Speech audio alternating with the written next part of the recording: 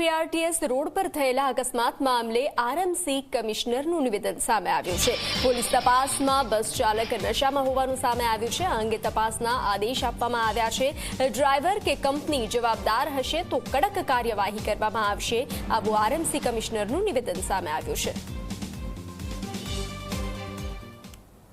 હું આપને જણાવું કે લાસ્ટ અકસ્માત પછીથી અમે ખૂબ કડક એસઓપી રાજકોટ કોર્પોરેશનમાં દાખલ કરી છે।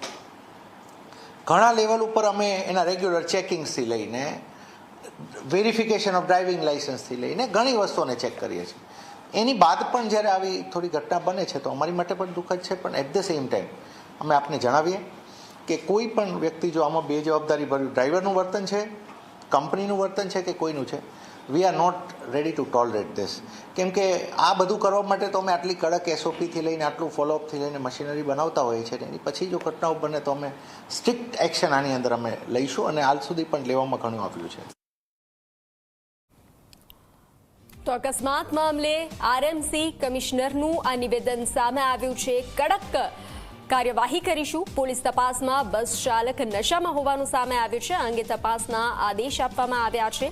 ડ્રાઈવર કે કંપની જવાબદાર હશે તો કડક કાર્યવાહી કરવામાં આવશે। બીઆરટીએસ રોડ પર થયેલા ટ્રિપલ અકસ્માતના દ્રશ્યો આપ જોઈ રહ્યા છો ટીવી સ્ક્રીન પર, તેને લઈ અને આરએમસી કમિશનરનું નિવેદન સામે આવ્યું છે। પોલીસ તપાસમાં આ બસ ચાલક નશામાં હોવાનું સામે આવ્યું છે। તો આ અંગે તપાસના આદેશ, ડ્રાઈવર કે કંપની જવાબદાર હશે તો કડક કાર્યવાહી કરવામાં આવશે।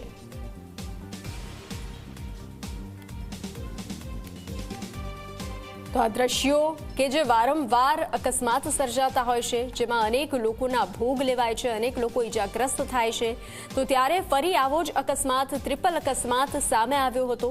રાજકોટ બીઆરટીએસ રોડ પર ટ્રિપલ અકસ્માતની ઘટના સામે આવી હતી। તેને લઈ આરએમસી કમિશનરનું નિવેદન સામે આવ્યું છે અને આ પોલીસ તપાસમાં બસ ચાલક નશામાં હોવાનું સામે આવ્યું છે, તો તેને લઈને પણ પૂછપરછને તપાસ કરવામાં આવશે। તો આ અંગે તપાસના આદેશ આપવામાં આવ્યા છે, કડક તપાસના આદેશ આપવામાં આવ્યા છે।